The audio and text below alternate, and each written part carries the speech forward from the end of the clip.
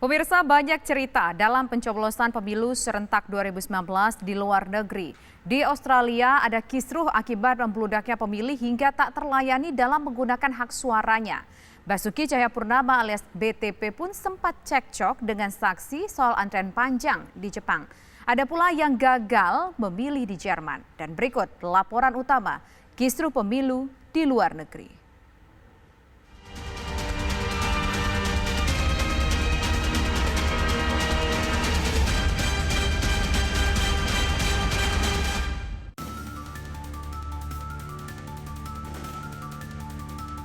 Merantau jauh dari tanah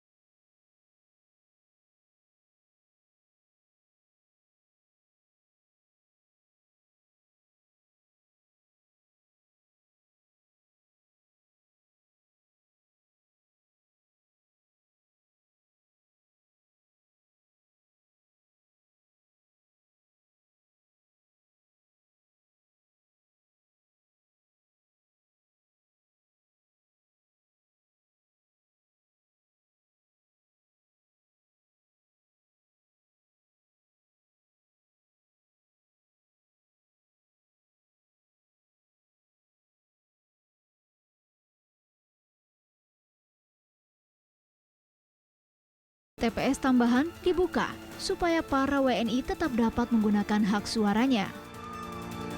Peraturannya adalah ketika pendaftar DPK itu sudah terdaftar, namun waktu sudah ditutup, maka panitia hanya menutup orang baru yang masuk lagi. Tapi yang sudah ngantri dan sudah terdaftar akan dilanjutkan sampai selesai. Ya, dan kita melihat juga ketersediaan surat suara dan untungnya masih cukup. Yang tak kalah menarik adalah ketika mantan Gubernur DKI Jakarta, Basuki Cahayapurnama atau BTP, menggunakan hak suaranya di Osaka, Jepang. BTP mengaku sempat keluar saat antre meski digantikan temannya. Kesalahpahaman terjadi karena saksi tak mengetahui BTP sudah antre. Masalah tuntas setelah dijelaskan duduk perkaranya. Sementara di Frankfurt, Jerman, sejumlah WNI kecewa karena gagal menggunakan hak suaranya. Padahal mereka telah membawa surat pindah TPS atau lembar A5. Saya baru sampai semalam. Dari KPU Jakarta, karena saya bawa formulir A5, dari KPU Jakarta katanya suruh, karena memang saya hari ini itinerary saya di Frankfurt kan. Jadi saya dari sana dapat surat pengantar A5 Frankfurt. Dari KPU sana katanya cuma suruh bawa paspor dan A5. Saya nggak tahu kalau suruh daftar lagi. Sebagai turis, nggak mungkin kan saya daftar dari Belanda, daftar dulu ke sini, saya balik lagi ke Belanda. Biaya berapa yang mesti saya keluarin? Nah, begitu sampai sini saya udah ngantri dari pagi. Karena saya nggak tahu, saya tanya petugas nggak tahu lah petugas atau apa, karena sudah tanya satu bapak saya sudah ngantri sampai di atas, kayak saya harus daftar lagi, harus registrasi lagi.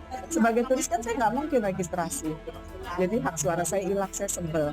Iya, nggak bisa noblos, saya kecewa sekali. Soalnya kan dari sana dikasih surat pengantarnya, bisa memilih di sini. Sampai di sini saya juga udah tanya, saya dibawa ke A5, boleh tidak? Dia bilang boleh, ibu ngantri. Ya kan, nggak usah kembali lagi, nggak usah. Ya kan, sampai di sini kita udah ngantri capek-capek, udah naik ke atas. Katanya suruh jam 5 sore balik lagi. Itu pun kalau surat suara masih ada. Sama aja bohong. Gitu loh. Jadi hak kita itu tidak hilang. Kecewa, sedih. Kecewa dan sedih. Ya, terima kasih. Jadi begini tadi kejadiannya, ibu itu datang dengan membawa formulir A5 yang notabene formulir itu adalah formulir pindah mencoblos yang diberikan dari TPS asal ibu tersebut. Dan ibu tersebut diinformasikannya datang saja ke TPS, nanti akan dilayani. Nah, menurut saya informasi itu kurang karena yang namanya orang sudah dapat surat pindah itu yang akan mencoblos di TPS itu akan masuk ke dalam daftar pemilih khusus. Nah, daftar pemilih khusus ini artinya mereka hanya akan dilayani pada jam 17 waktu setempat. Artinya jam 17 di Frankfurt atau di Jerman sekarang.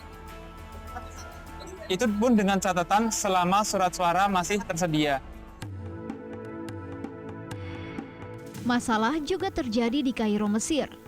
Di antaranya temuan 400 data ganda serta kendala klarifikasi identitas untuk pemilih bercadar. Petugas kita itu tidak mengharuskan orang yang mendaftar itu memasukkan juga, mengikutsertakan juga nomor NIK-nya. Meskipun ada beberapa yang kita masukkan. Oke. Dari situ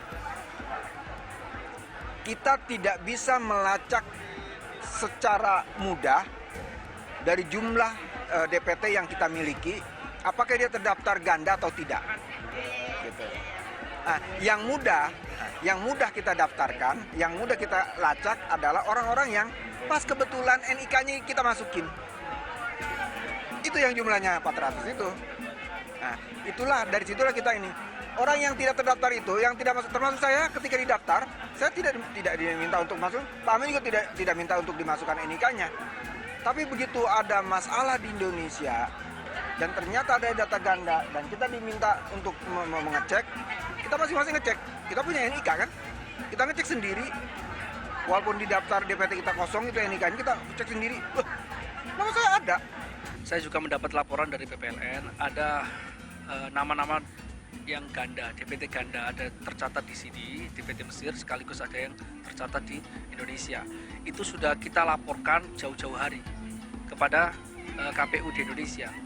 Tapi mungkin servernya atau websitenya itu masih belum update. Jadi masih ada daftar ganda. Sebenarnya kita udah melaporkannya dan kita udah punya listnya. Artinya kita sudah mengantisipasi bahwasanya nama-nama ini juga terdaftar di Indonesia. Jangan sampai dia tidak atau jangan sampai dia mencoblos lagi di Indonesia. Sebenarnya soal cadar tidak ada peraturan khusus di pusat. Peraturan kita hanya umum. Kita memastikan bahwasanya yang membawa identitas itu sesuai dengan orang yang membawanya. Identitas sesuai dengan yang membawa. Artinya apa? Jika dibutuhkan KPPS ragu misalnya ini paspornya ini milik siapa? Jangan-jangan ini bukan miliknya. Bisa, harusnya dibuka. Tapi kalau tidak ragu tidak perlu dibuka. Artinya kita tidak melarang sama sekali, juga kita tidak seperti itu. Umumnya seperti itu. Tidak ada larangan sama sekali.